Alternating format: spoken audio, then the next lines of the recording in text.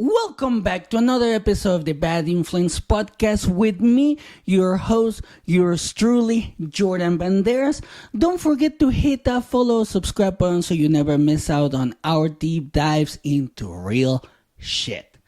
And on today's episode, I want to explore something I recently realized about the dating scene and what I believe will help you overcome these issues if you are going through them. Now, I'm married, so obviously I'm not dating or anything like that. But here in Salt Lake, we have this radio station, 105.1, where in the mornings, around 7:30 a.m., they do a segment called Second Date Update. People call the radio station every single fucking day. So the host can call the person they went out on a first date with and talk to them about why they've ghosted the other person, the caller, in this case, the person that is calling the radio. And it's a good segment. It's eye-opening, and I have listened to this particular radio station and to this particular segment every single morning for the past, 3 months. And there's a pattern. And it's funny and it's interesting to me because men and women literally are calling to get help about getting a second date with someone who hasn't talked to them in a few weeks. I have listened to so many stories from men and women on there. It has definitely enlightened me as to some of the issues that men and women have when it comes to dating nowadays. But I also see solutions. But one of the things that I do want to mention is that right now the dating scene is completely fucked up. Like there's so many problems that I see just by listening to all these stories. But let's tear into how technology has fucked with the dating scene. Because now you have dating apps and websites literally everywhere. You can go on your phone, have like 20 different apps, talk to 20 different people at the same time. You can also do it from your house, on your computer. You can do it literally from anywhere.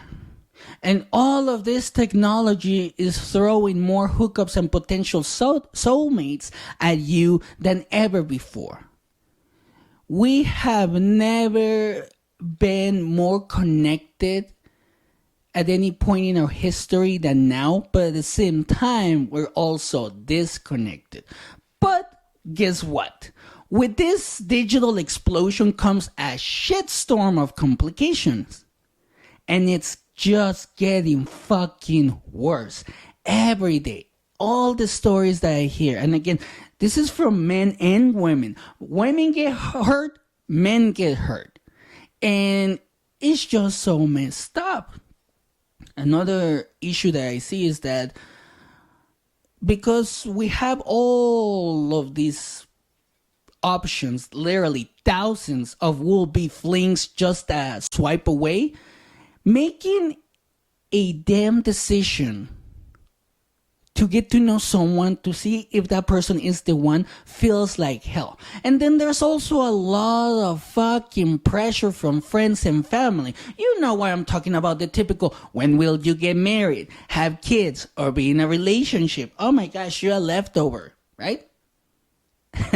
I see that a lot, especially here in Salt Lake. If you're over 19 and you're not married, a lot of people feel like they're a leftover.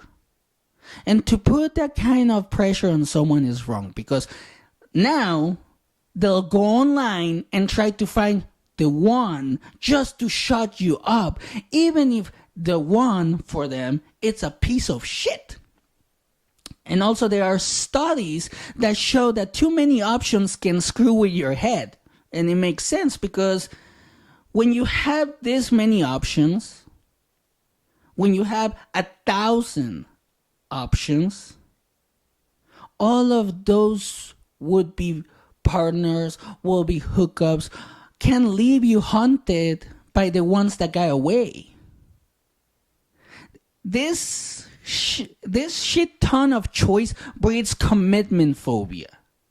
That's what psychologists call this. So you'll be always sniffing around for something better. You'll be like, oh, I wonder if this other girl is better than what I have right now. Like you literally can't settle your mind on one person or on the person that is in front of you because you're thinking about another option. I have done that in the past until 10 years ago when I met my wife. When I met her, I was like, damn, I just knew. It was like magical. But that's because of how she made me feel. But now, when you have all of these options and phobias, it can cause problems with communication. Because while texting is as easy as breathing, you can literally do it while you're taking a shit. Like, I have heard stories about that.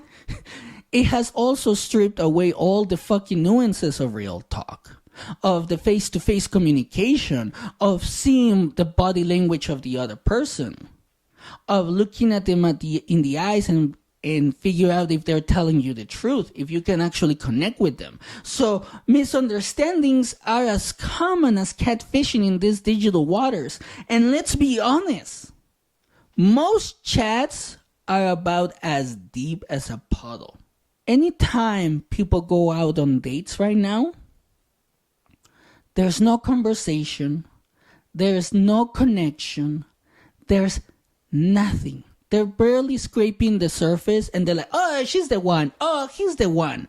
There are no new, honest, deep conversations anymore.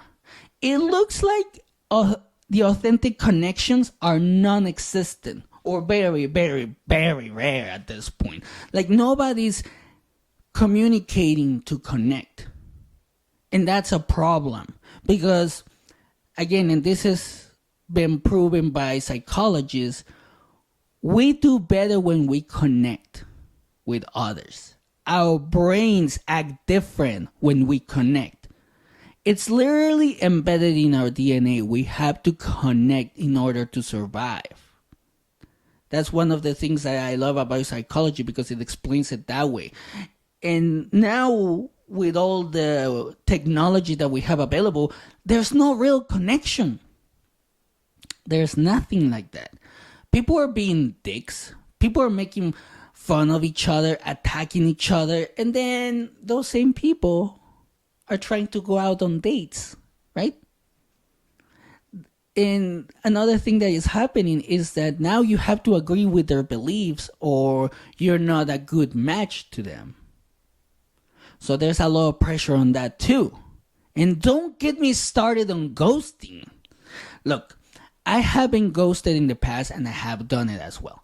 But now it's the modern dick move of bailing on a relationship without the balls to have a real conversation. I have seen it. I have done it where people are starting to feel a little bit of connection with the other person and they get scared and ghost the other person. I've seen it. I've done it. I have heard about this. And the problem with that is that it leaves people feeling like used goods. And it's as emotionally fucked up as getting punched in the gut. When I listen to the stories on this radio show, you can hear it in their voice that they've been hurt by being ghosted. And this past week, on this radio show, this woman called because the guy that she went out with ghosted her after the first date, where they went to her house and had sex. Whatever, right? It happens more often than not for some reason. She was all like, he was so nice, attentive, and everything. She said that the next day, she sent him a message about how she had a good time with him. And this is where it gets fucked up, though. His response was a wink emoji and never said anything else for a few weeks. To me, based on my understanding of how men can be, that wink emoji is fucked up. Might as well don't say anything. Because it's like, oh yeah, I'm your pappy. You know, I fucked you good.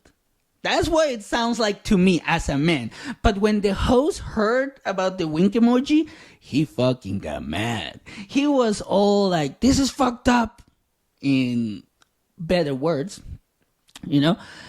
So they call the guy. They tell him why they're calling him. And he goes, oh, the girl with all the earrings on her face, I didn't like that. At this point, the host lost it. And at that moment, he was all like, then if you didn't like the earrings, why did you have sex with her? The lady jumped in and said like, yeah, why? I had a good time. We had sex. You enjoyed it. And then you left. The guy couldn't say anything. He was just like, you know what? I made my decision, and hung up. That's how fucked up the dating scene is right now. That's what a lot of people are going through right now. Because there's no fucking connection. Everybody's just focusing on one goal. A lot of people, not everybody. I misspoke. A lot of people are focusing just on sex. They have sex, and then there's nothing else to talk about. Right? They don't talk about anything else, so the guy or the woman is like, you know what, I gotta go. And I honestly believe that this happens a lot nowadays because of the relentless cycle of matching, chatting, and half-ass meetups that are sucking the life right out of dating. Like, I hear the same story every single fucking day during this segment. Because it's literally the same story every single day. Like, what the fuck? Is like, how fucked up is the dating scene, right?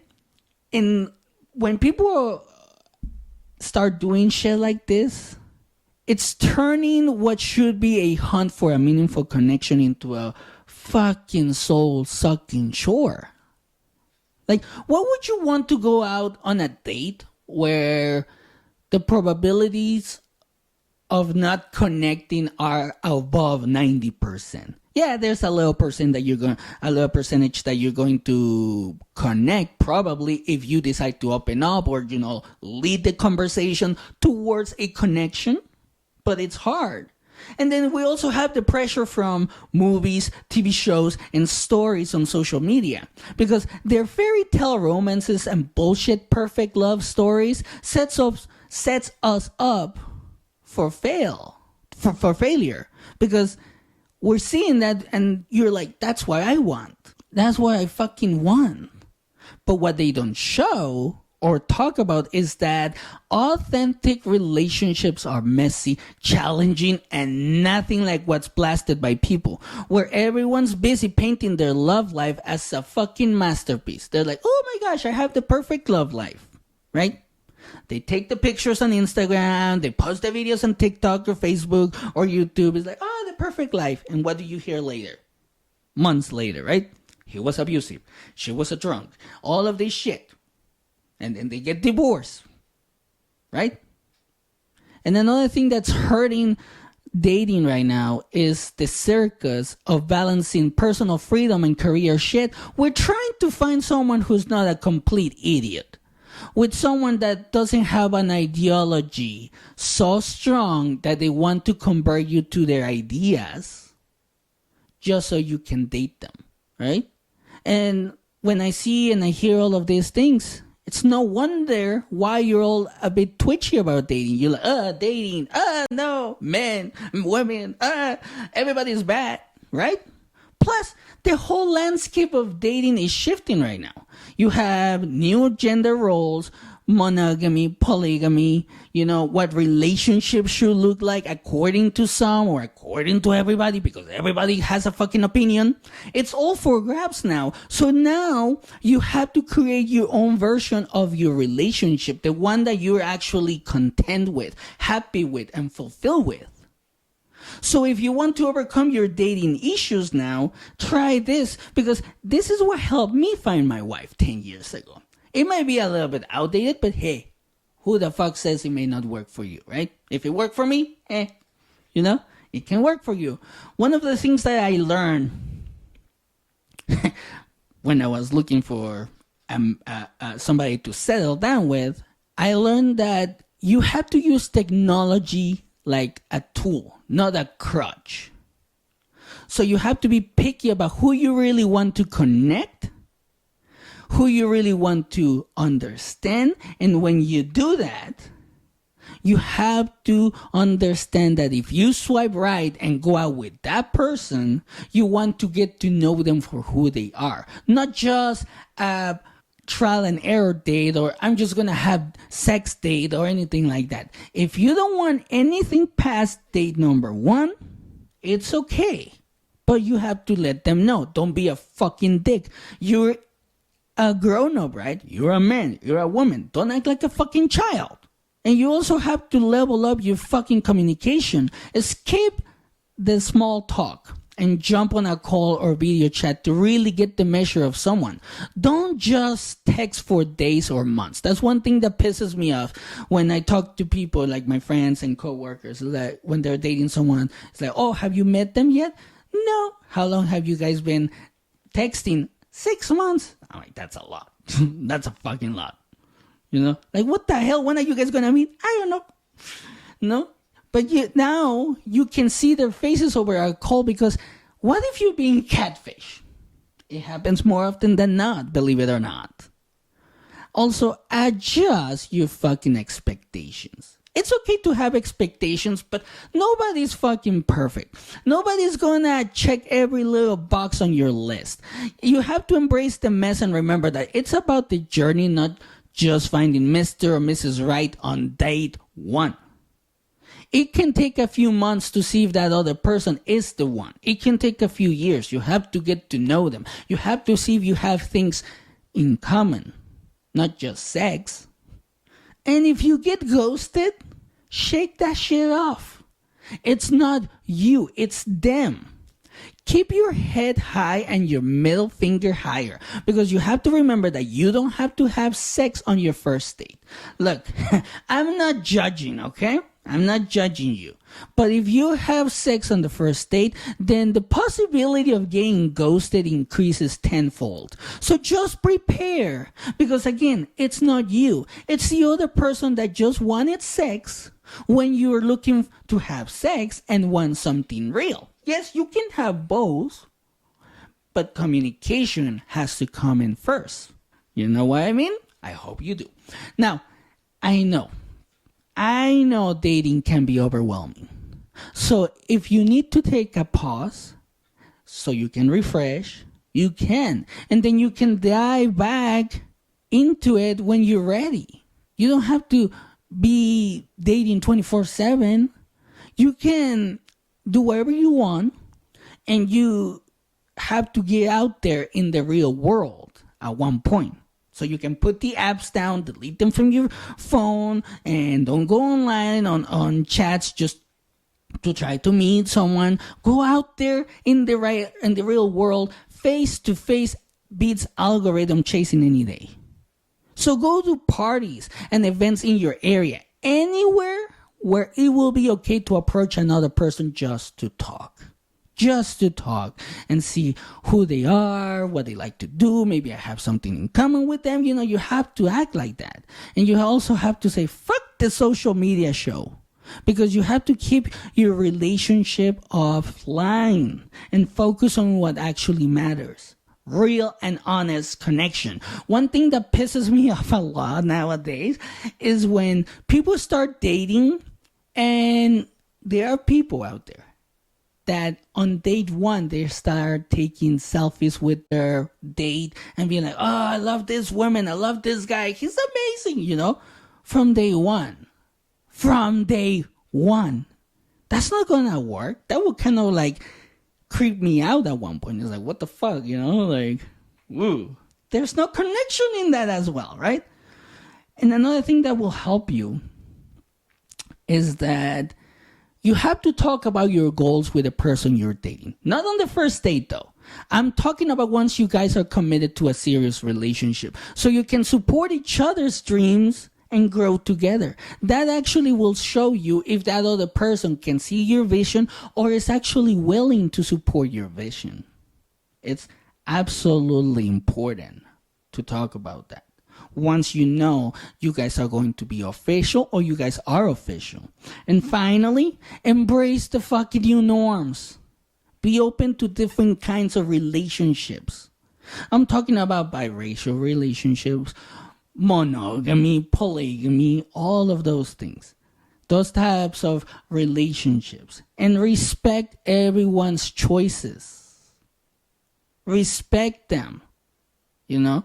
Just respect the other person and you're going to be able to connect at a deeper level. Also, cut the shit.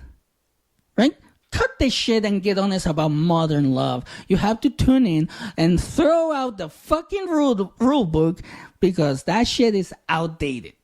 And learn, please learn to navigate this crazy world, because if you don't, you're gonna feel like you're being left behind, like you're never going to be able to find the right partner, and then you're going to become bitter and make everyone else's life a living hell. Believe me, I've seen it with other people, and it's getting crazy out there. So do it for you, though.